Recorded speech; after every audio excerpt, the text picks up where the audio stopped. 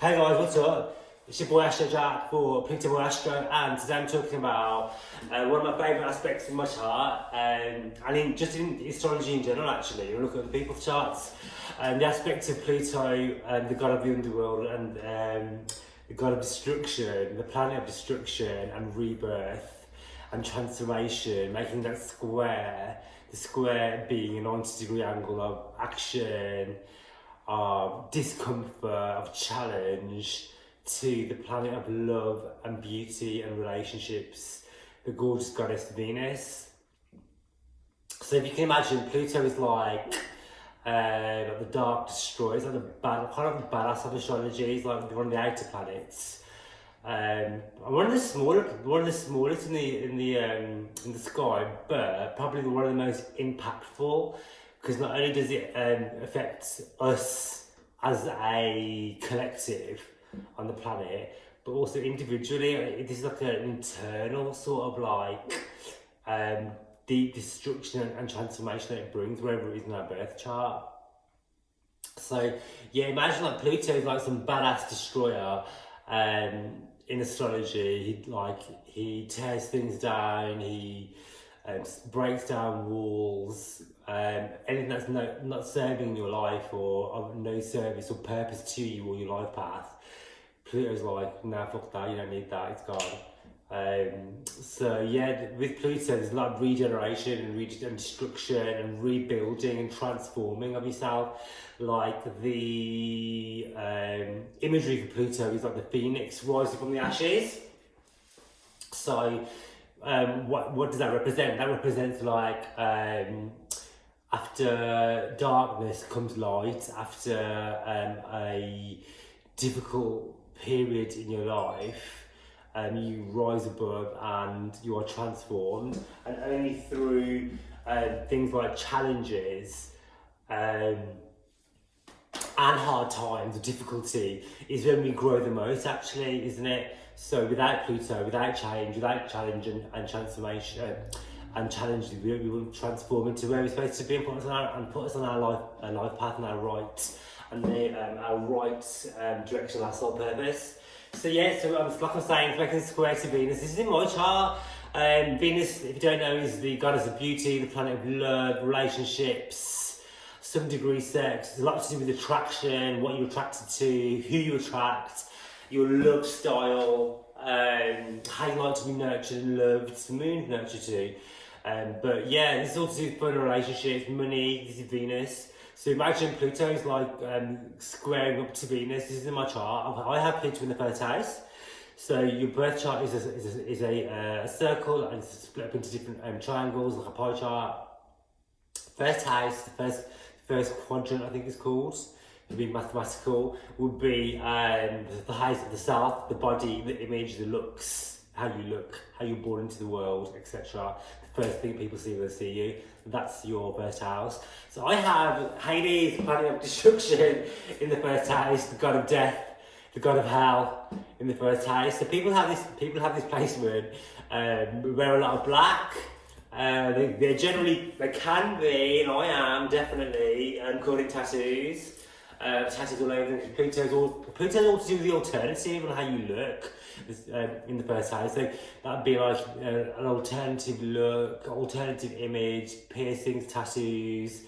There could be like a bit of emo kids, a bit gothy, into like, because Pluto, don't forget, if you don't know, is the traditional rule. Not the traditional, the modern day ruler of Scorpio. So what is Scorpio? Scorpio is all to do with dark, mysterious, the occult, esoteric. It's all to do with the not the mainstream. It's all to do with like the alternative looking, alternative imagery, alternative lifestyle when it comes to things like how you dress and what you're into. As well as in the first house, when people first meet me, that could be one of the energies that I give off. Pluto is like really intense as well. So people with the first house Pluto can have a really intense look, or it can be said that they have a really intense energy or an intense stare about them, and like their energy can transform the whole room just by being in it. I'm not trying to like blow my own trumpet, but it has been said that I have that effect sometimes, and I have quite intense aura. But I do have 2 other malefics in my first house, but that's another video anyway. So yeah, so I have this really late degree, it's like one of the critical degrees in astrology in my first house. It squares Venus, which is a bit of a kick in the teeth when I first got into astrology, because I was like, but Venus is my chart ruler. I'm a Libra, I'm all about relationships, I'm all about love, I'm all about the good stuff, you know. Libra likes prettiness, he likes beauty, he likes relationships, he likes to be in love. So why is the god of hell making this awful, square, aggressive aspect to my ruling planet? And so Venus lies in my 5th house. She's like my Venus is kind of out of balance. It's 0 degrees in my 5th house. It's quite very, very early degrees. It just makes this really tight square. Where the 5th house is all to do with dating, sex, boyfriends, partnership. It's not like partnerships has like has 7th house, the house which is opposite the first, is all to do with relationships. This is more to do with your dating life and like casual dating, not nothing like long term. So I have my Venus there, so I like to date, I love to date, I love dating, I go on quite a lot of dates. I'm a Libra, I get asked to go on dates quite a lot. Libra can be seen as, you know, quite one of the beautiful signs of the zodiac, and there can be like a bit of finesses, F-boys, etc. And people warm to and find Libra's energy attractive. So yeah, so I have my ruling planet in the 5th. So I have that like amplified anyway. Wherever your chart ruler is, that energy will be amplified for you. So yeah, and my energy is about dating, sex, love, and relationships. I'm really much into that. It's part of my career. That's why I got into astrology. I invest a lot of time in love and relationships. It's a big part of my life.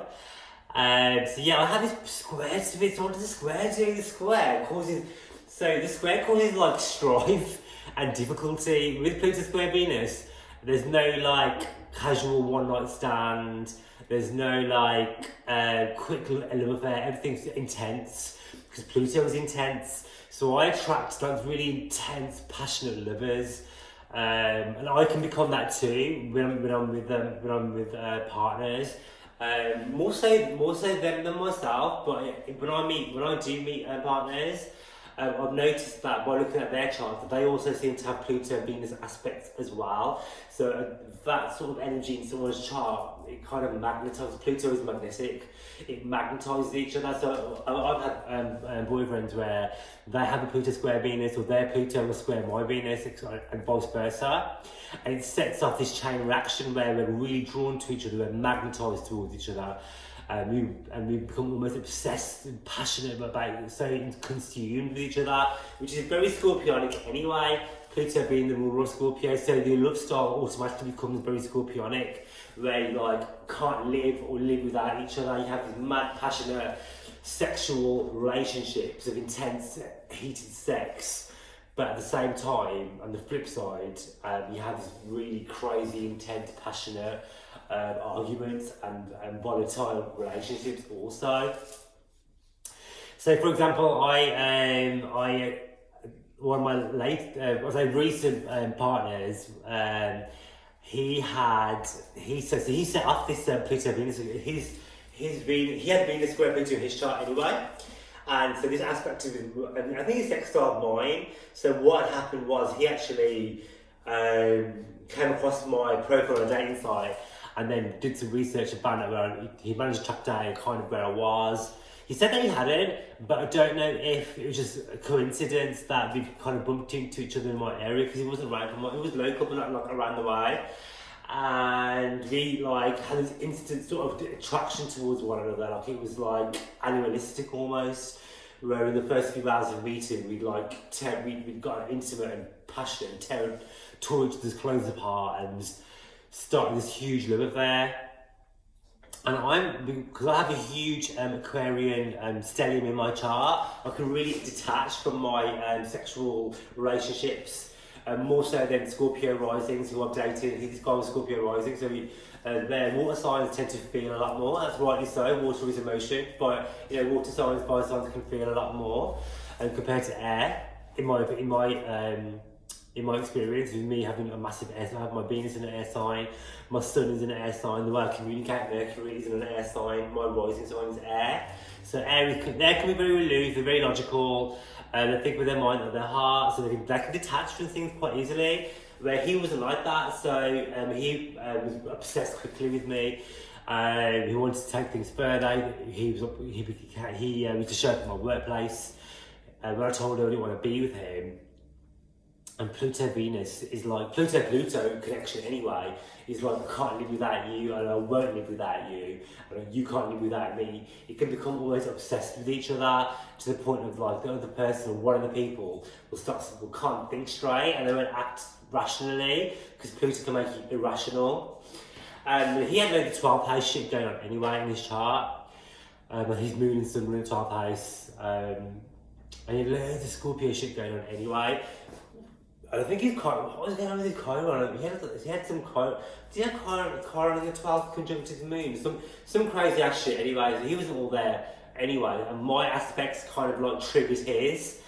To the point there where he actually rocked my work and became quite violent. And then at one point, because I told him I didn't want to be with him, he caused damage to my property. And when he actually stepped away from me, a few months later, he came back and realised that when he was with me, he was totally out of character for him. He said he was totally out of character, didn't know what came over him. He said it was like he'd been glazed over with all-consuming passion. He just couldn't control the desire, and it made him act in an insane way. And I've heard this story time and time again with a lot of my partners and lovers, that they become so obsessed with me that they stop acting rationally and thinking rationally. And then to the point where they'll start like causing damage to my property. They'll start becoming violent. They can start, become threatening and like just almost really controlling and obsessive. And me being an Aquarian free spirit, I don't have time for that. And I will literally cut that off, snip it straight in the bud and move forward. And then they don't like that. So Venus rules your possessions as well. So the square, the Pluto kind of destruction. When these guys take it out of my possession, I've had them take my possessions, destroy my possessions, set them on fire, smash them up. One of them flew battery acid over my car once. These are your possessions. Venus are your possessions. Pluto destroying your possessions through the square can play out that way. So yeah, Pluto-Venus love is not something to be fucked with. It's not a light-hearted love affair. It can have a lot of dark side, negative connotations. This placement can be quite heavy, and for some people, it can play out in sexual abuse as a child. I haven't had that to myself, but I've known of a lot of people where this is indicative of that placement, having the Pluto square to Venus, or Pluto opposing Venus, or Pluto opposing squaring Moon as well. Moon is your feelings and emotions. But this video is mainly about Pluto-Venus anyway. And it was really, I was going to share some like funny anecdotes about one of the guys that I was dating, that I told him we'd have this mad, crazy, intense, on my part, quick weekend love affair. Air signs being the masters of bash, dash and ghost. And Sagittarians as well.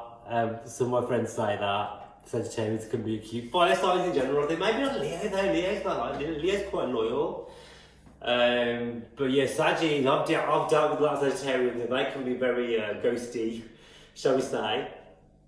So this guy, like I told him, I'm very honest from the get-go. I told him, this is just like casual. I really enjoyed our time together, but I don't want anything more serious. Just quite want a relationship with a fucking Taurus rising Cancer moon, because I can't be dealing with no relationships, And it's just a bit of fun. And he's like, yeah, I'm down for that. But I knew Scorpio rising, they can't be down for things like that.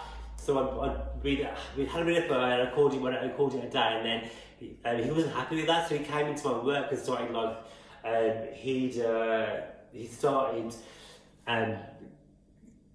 being really aggressive and volatile at work. He's like almost foaming at the mouth, like, why don't you love me? Foaming at the mouth, like, I just want to be with you. Like in front of all my work friends who were like spilling the tea and shit. And he's like, well, if I can't have you, I'm taking your possessions. And he ran off with like my phone and like my bag and like all my personal belongings. So I had to literally hot step it and run out of my workplace and chase him down the street for my shit. I had to like jump on his car and get all my stuff because he just like lost. He was like foaming at the mouth, not thinking straight, and he ran out of the building with my shit. So this is like how Pluto-Venus can play out. So just to be aware that if you do see this, if you've got this in your chart, I'd love to know how it plays out for you and how do you attract. Yeah, I was going to say I attract a lot of Scorpio guys because of this placement. So if this is something that happens to you, I'd love to know. Is it just me? I don't think it is. I'm sure I've spoken to a lot of other people who have Pluto square Venus, and they say that they attract a lot of Scorpionic guys or guys or partners who have a lot of placement in Scorpio, or they have strong Pluto and Mars energy in their chart. Mars being the traditional ruler and the ruler that I use when I do astrology and look at astrology on other people's charts. Mars is the original or the traditional ruler of Scorpio because Pluto was only discovered until like I think it was the early 20th century when we had better technology because it's one of the most furthest reaching planets. And so yeah, so Pluto, I mean I love Pluto. Pluto's a bit of a bad bitch. I've named my channel after Pluto. There are a lot of remedies you can do to remedy your aspects. So I use Gali, the Dark Destroyer. She represents Plutonian type things. She's part of the occult. She occult imagery. Venus being paintings as well. This is like a mural of a Plutonian theme. So I have this in my place of my home because in Placidus I have Venus in the 4th house. So that's one way you can remedy that. And if you want to find out some more remedies, I want to do another video on that. We'll just get in touch and we can talk about remedies and how to remedy your chart and remedy your aspects. But yeah, I'd love to find out how Pluto-Venus plays out for you. And if it attracts crazy ass boys like you into your life as well. You watch Netflix, there's a program called You, and the guy on You is like typical Pluto-Venus where he stalked his partner, killed all her friends, and then became totally obsessed and locked her in a box. This is like Pluto-Venus shit. So yeah, if you have that in your chart, I'd love to find out how it plays out for you. I've told you how it plays out for me. It's very similar to that program. I've actually done a chart reading on the guy who plays that character. It's on my channel as well. So scroll through and have a look at his birth chart. And actually, he is a Scorpio rising anyway. So let's just say I don't think he's playing too far from home when he plays that character. So. But yeah, I hope you enjoyed this video and I'll catch you on my next one.